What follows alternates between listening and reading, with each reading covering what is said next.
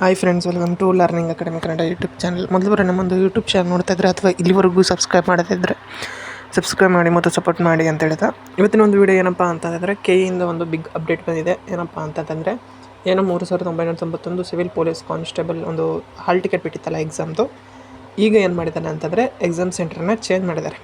Okay, ಹೊಸ ಹಾಲ್ ಟಿಕೆಟನ್ನು download ಮಾಡ್ಕೊಳ್ಳಿ ಅಂತ ಕೆಇಯಿಂದನೇ ಪ್ರತಿಯೊಬ್ಬರಿಗೂ ಸಹ ಮೆಸೇಜ್ ಬರ್ತಾ ಇದೆ.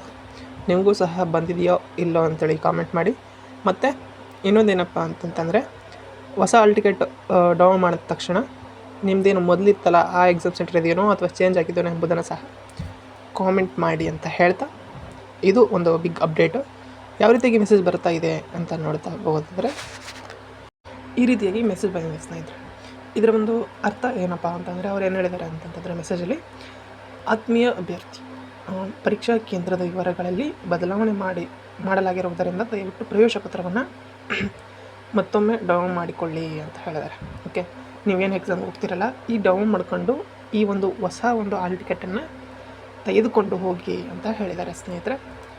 ಹಾಗಾಗಿ ಏನಪ್ಪ ಅಂತಂದರೆ, ಯಾರದು ಕಲ್ಯಾಣ ಕರ್ನಾಟಕ, ನಾನು ಕಲ್ಯಾಣ ಕರ್ನಾಟಕ ಅಪ್ಲಿಕೇಶನ್ ಹಾಕಿದಿರೋ ಅವ್ರದ್ದು ಚೇಂಜ್ ಬಂದಿತ್ತು ಎಕ್ಸಾಮ್ ಸೆಂಟ್ರ್. ಹಾಗಾಗಿ ಈ ರೀತಿಯಾಗಿ ಮಾಡಿದ್ದಾರೆ. ಈಗ ಏನಾದರೂ ಬದಲಾವಣೆ ಆಗಿದೆಯೋ ಇಲ್ಲ ಎಂಬುದನ್ನು ಪ್ರತಿಯೊಬ್ಬರು ಸಹ ಕಾಮೆಂಟ್ ಮಾಡಿ. ಇದು ಇವತ್ತಿನ ವಿಡಿಯೋ ಆಗಿತ್ತು ಸ್ನೇಹಿತರೆ. ವಿಡಿಯೋ ಇಷ್ಟದ ಲೈಕ್ ಮಾಡಿ, ಶೇರ್ ಮಾಡಿ ಮತ್ತು ತಪ್ಪದೆ ಸಬ್ಸ್ಕ್ರೈಬ್ ಮಾಡಿ ಅಂತ ಹೇಳ್ತಾ ವಿಡಿಯೋ ಇಷ್ಟ ಆಗಿದೆ. Thanks for watching.